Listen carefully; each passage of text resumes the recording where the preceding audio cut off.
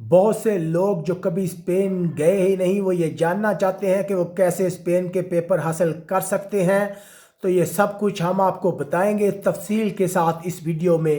السلام علیکم ناظرین، یورپ بھر سے تارکین وطن کی اہم خبروں، تبصروں اور ان کے تجزیات کے ساتھ میں ہوں آپ کا میزبان پرویز اقبال۔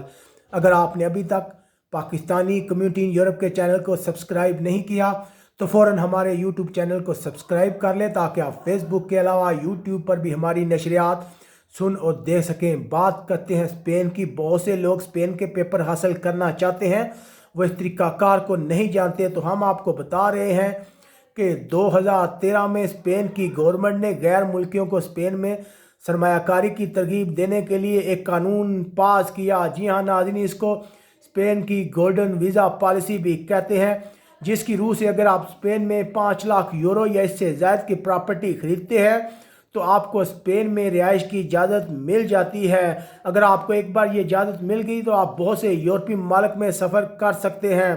اگر آپ یہ ویزا لینا چاہتے ہیں تو سب سے پہلے آپ کو اپنے ملک میں اسپین کے قونصل خانے میں جانا ہوگا اور ویزا اپلائی کرنے کے لیے درخواست دینی ہوگی۔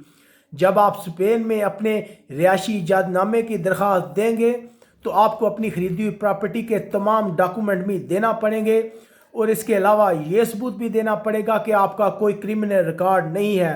اگر آپ کے ساتھ آپ کی شریک حیات بھی درخواست دیں گی تو ان کا نکاح نامہ ضروری ہے۔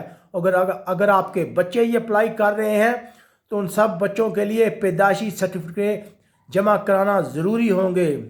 اب آپ کو اسپین جانا پڑے گا۔ اسپین جا کے آپ ریزیڈنس کارڈ کے لیے درخواست دیں گے، لیکن یہ سب کچھ آپ کو ذاتی حیثیت میں کرنا ہوگا تاکہ آپ کے فنگر پرنٹ بھی لیے جا سکیں، جس کے بعد وہ آپ کو ایک کارڈ دے دیں گے۔